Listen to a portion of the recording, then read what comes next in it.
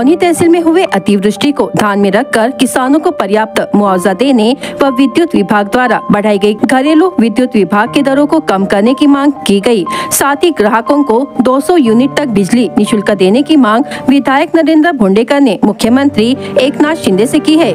पिछले सप्ताह में पौनी तहसील में अतिवृष्टि हुई है। किसानों के खेतों में पानी जमा होने से फसलों का नुकसान हुआ। क्षेत्र में घूमकर जायजा लेने के पश्चात विधायक नरेंद्र भोंडेकर ने 26 जुलाई को मुंबई जाकर मुख्यमंत्री एकनाथ शिंदे से किसानों की समस्याओं पर चर्चा की। किसानों को नुकसान का परिपूर्ण मुआवजा देने की मांग विधायक भोंडेकर ने मुख्यमंत्री के सामने रखी। साथ ही घरेलू ग्राहकों के विद्युत दर कम करने की मांग की। इसके प्रति सकारात्मक भूमिका अपनाने का आश्वासन मुख्यमंत्री शिंदे ने भोंडेकर को दिया।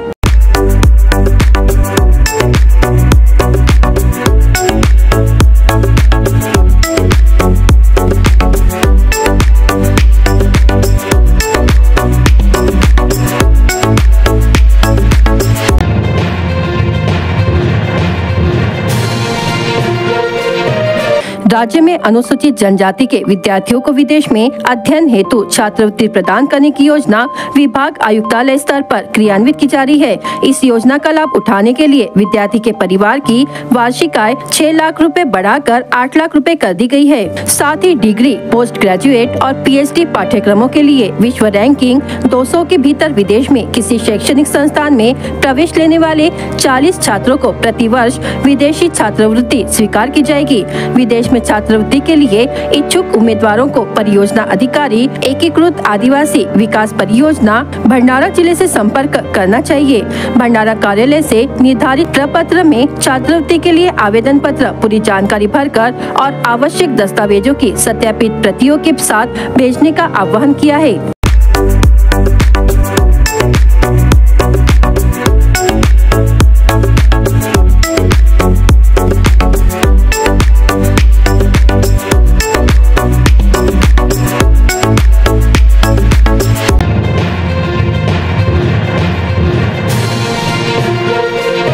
बारिश के दौरान जहां तहां गड्ढों में पानी जमा हो जाता है और इस वजह से मच्छर पनपते हैं। मच्छरों के काटने से डेंगू, मलेरिया, जापानी इंसेफेलाइटिस, चिकनगुनिया और चंडीपुरा जैसी बीमारियां फैलने लगती है। हाल ही में जिले के अनेक भागों में बारिश और बाढ़ ने कहर कर दिया। नतीजतन कई भागों में बीमारियों के फैलने की आशंका बनी हुई है। हालांकि जिला प्रशासन ने काफी सतर्कता बरती और संबंधित बाढ़ परिसर में दवा छिड़काव से लेकर कई तरह के बचावात्मक कदम उठाए हैं। फिलहाल बारिश की विभीषिका के दुष्परिणाम अभी तक सामने नहीं आए हैं, लेकिन पिछले दिनों जापानी इंसेफेलाइटिस से एक बालिका की मौत हो जाने की जानकारी मिली है। मृत बालिका का नाम शिवानी पुरुषोत्तम उकेटो ने उम्र 8 वर्ष है और वह वर्टी के निकट 5 गाँव की निवासी है। पिछले महीने 9 जून को इस बालिका को जापानी मस्तिष्क ज्वर होने की पुष्टि हुई और 11 जून को नागपुर के एम्स में उसकी मौत हो गई।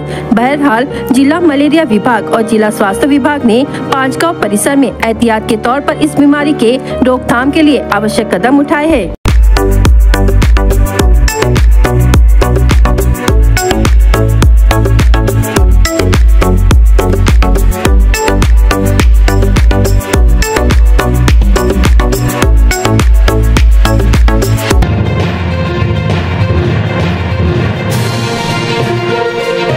बाढ़, भारी बारिश, बेमौसम बारिश, कीड़ों का हमला आदि प्राकृतिक आपदाओं के कारण कृषि फसलों के नुकसान की स्थिति में राहत राशि सीधे किसानों के खातों में जमा करने की कार्रवाई अमल में लाई जा रही है। अधिकांश किसानों को पिछले वर्ष उनके खातों में सहायता राशि प्राप्त हुई है। हालांकि जिले के कुछ किसानों का KYC अधूरा होने के कारण उनके खाते में अब तक राहत राशि नहीं भेजी गई है। अतः भंडारा जिले के सभी किसानों से अनुरोध है कि जिनका KYC अधूरा है वे तुरंत अपने नजदीकी सरकारी सेवा केंद्र, आधार केंद्र, CSC केंद्र से संपर्क करें और 31 जुलाई 2024 से पहले तुरंत अपना KYC की प्रक्रिया पूरी करें ताकि उनके खाते में उक्त राहत राशि जमा कराई जा सके।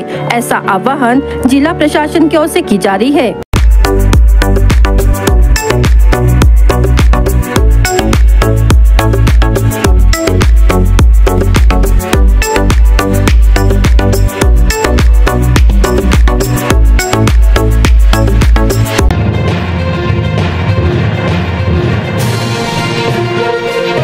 25वां कारगिल विजय दिवस कार्यक्रम शुक्रवार 26 जुलाई को दोपहर 12 बजे जिला सैनिक कल्याण कार्यालय भंडारा में संपन्न हुआ।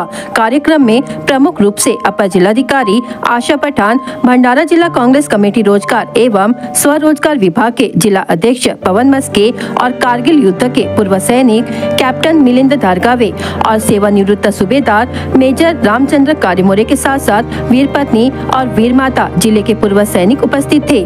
अपर जिलाधिकारी आशा पठान ने अपने मनोगत व्यक्त करते हुए कहा, मई 1999 में कश्मीर के कारगिल की लड़ाई में भारतीय सैनिकों ने बेहद विपरीत परिस्थितियों और सीमित संसाधनों के बावजूद जीत हासिल की। भले ही यह एक जीत थी, लेकिन उन्होंने देश की रक्षा के लिए अपना जीवन बलिदान कर दिया। यह भी उतनी ही दुखद है कि ऐसे बहादुर सैनिकों के परिवारों ने अपने प्रियजनों को खो दिया है। ऐसे परिवारों एवं पूर्व सैनिकों को जीवन में अनेक समस्याओं का सामना करना पड़ता है, अतः उनकी समस्याओं का समाधान करना हमारी सामूहिक जिम्मेदारी है। सैनिकों की समस्याओं को जिला स्तर या राज्य या केंद्र सरकार के स्तर पर तुरंत हल करने का प्रयास किया जाएगा और समस्या का समाधान किया जाएगा, ऐसा मैं विश्वास दिलाता हूँ। यह बात कांग्रेस कमेटी रोजगार व स्वरोजगार भंडारा जिला अध्यक्ष पवन मस्के ने भारत माता की रक्षा के लिए शहीद हुए वीर जवानों के प्रति व्यक्त की। कार्यक्रम में आभार प्रदर्शन अरुण रामचंद्र दहेकर, वरिष्ठ लिपिक, जिला सैनिक कल्याण कार्यालय द्वारा किया गया। वहीं कार्यक्रम को सफल बनाने के लिए कार्यालय कर्मचारी सुरेश खनमारे, कल्याण संगठक विनोद लांजेवार, ज्ञानेश्वर अंबोरे, हटवार, रमेश भूरे और सफाई कर्मचारी मयूर गोंडाने को बधाई दी।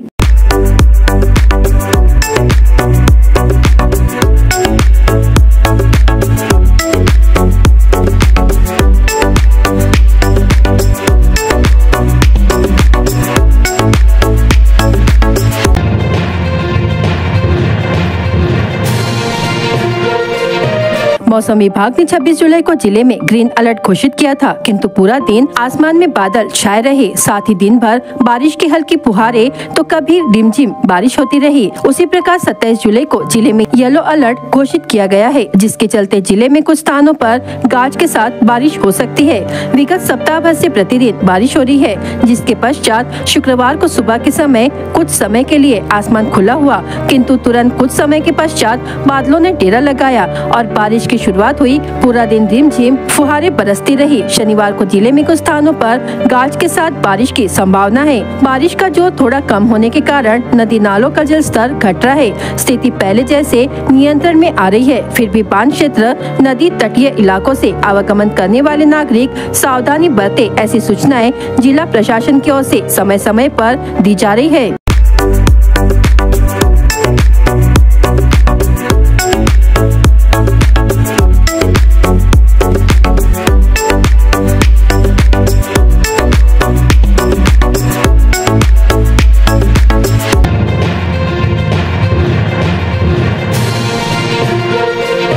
गोंदिया जिल्ह्याच्या सडक अर्जुनी तालुक्यात अजित पवार राष्ट्रवादी गटाचे आमदार मनोहर चंद्रिकापुरे यांच्या वतीने कार्यकर्ता मेळाव्याचे आयोजन करण्यात आले असून या मेळाव्याला खासदार प्रफुल्ल पटेल यांनी संबोधित केले। आपल्या सरकारने लाडकी बहीण योजना आणि लाडका भाऊ योजना अंमलात आणल्यामुळे विरोधकांच्या पोटात दुखत असून त्यांना पोटदुखी लागली असल्याचे खासदार प्रफुल्ल पटेल म्हणाले। लाडकी बहीण योजना एकदम यशस्वी योजना आहे, अभिनव योजना आहे। आपल्या भगिनीला 21 ते 65 वर्षापर्यंत हे लाभ मिळणार आहे आणि त्याच्या पुढेही 65 नंतरही बाकी योजनांच्या अंतर्गत लाभ मिळत राहणार। ही आता पोटदुखी आमच्या विरोधकांना झाली आहे। अशी योजना, इतकी चांगली योजना, शेतकऱ्यांच्यासाठी सुद्धा वीज बिल माफ, फ्री वीज, 7.5 हॉर्स पॉवर पर्यंत दिवसात वीज, अनेक बाकीच्या आता तरुणांना जे मानधन स्टायपंड म्हणून मिळणार आहे 6,000, 8,000, 10,000 ज्या श्रेणीचा तरुण असेल, तर हे सगळं स्वाभाविक आहे की हे आता त्यांना असं वाटते की आता पायाखालीची जमीन खसकून राहिली आहे, त्यामुळे असा आरोप करतात। आणि एक मी तुम्हाला नक्की सांगतो की महाराष्ट्रामध्ये अजित पवार जे व्यक्ती आहे ते अतिशय फायनान्स विभागाला गांभीर्यानं समजून काम करत असतात। पैसे महाराष्ट्राच्या तिजोरीमध्ये असेल तरच ते योजना द्यायला तयार राहतात। ही अजितदादाची ख्याती आहे, पण त्यांनी ही योजना देऊन सुद्धा बजेटमध्ये तत्पूर करून ते तोटा नाही असंही त्यांनी व्यवस्था केली आहे. त्यामुळे विरोधकांच्या तोंड बंद झाले. तर या मेळाव्याला संबोधित करताना आमदार मनोहर चंद्रिकापुरे यांनी गेल्या 5 वर्षात केलेला 1600 कोटी रुपयांच्या विकास कामाची आठवण कार्यकर्त्यांना करून देत आपली विकास कामे गावागावापर्यंत पोहोचविण्याच्या सूचना दिलेल्या आहेत. तर या मेळाव्यात सडक अर्जुनी तालुक्यातील हजारो महिला पुरुष कार्यकर्त्यांनी हजेरी लावली असून आगामी विधानसभा निवडणुकीत देखील आपणच या मतदारसंघाचे प्रतिनिधित्व करावे अशी विनंती कार्यकर्त्यांनी आमदार चंद्रिकापुरे यांना केली आहे. शेतकऱ्यांच्या संदर्भामध्ये कल्पाती डॅम असेल, धोमधरी डॅम असेल, इटाळा धरण असेल, शासनाचे लिफ्टिगेशन असेल, हे सर्व मोठे प्रकल्प आणि मध्यम प्रकल्प जे शेतकऱ्यांच्या हिताचे आहेत, सिंचनासाठी शेतकऱ्यांना उपलब्ध व्हावे याकरता अजितदादा पवार जेव्हा या तालुक्यामध्ये 7 मार्च आले होते तेव्हा त्यांच्या समोर हे 5 प्रकल्प ठेवले होते आणि त्यांनी मला सांगितलं होतं की चंद्रिकापुरे तुम्ही ह्या सगळ्या प्रकल्पाची प्रशासकीय मान्यतेकरता आमच्याकडे पाठवा की आमची सगळी कामं सुद्धा झालेली आहे आणि जवळपास 195 कोटीची कामं ह्या पावसाळ्यानंतर मंजूर होणार आहे. याकरता शेतकऱ्यांच्या संदर्भात आम्ही एक वेगळी भूमिका घेतलेली आहे.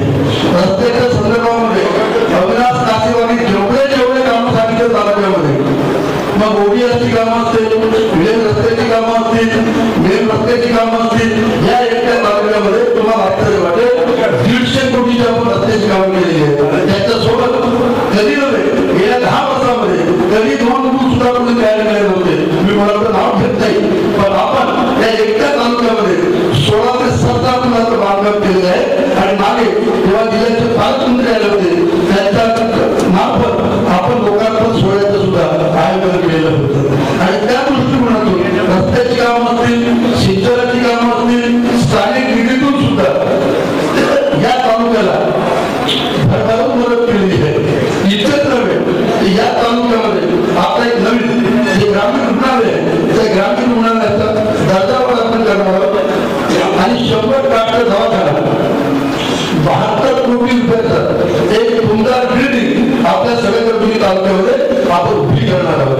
लोकसभा निवडणुकीत जी चुकी केली ती पुन्हा करू नका. पंतप्रधान नरेंद्र मोदीच्या विचारांचा खासदार निवडून दिल्लीला पाठविले असते तर माझे हात देखील मजबूत झाले असते. तुम्ही माझी काळजी करू नका, मी स्वतःची व्यवस्था केली आहे, मात्र मला तुमची व्यवस्था करायची आहे. आगामी विधानसभा निवडणुका येत्या 2 ते 3 महिन्यात होत आहेत. आपल्याच आमदार पुन्हा निवडून येणार आहे असे सूचक वक्तव्य खासदार प्रफुल्ल पटेल यांनी कार्यकर्ता मेळाव्याला संबोधित करताना केल्या.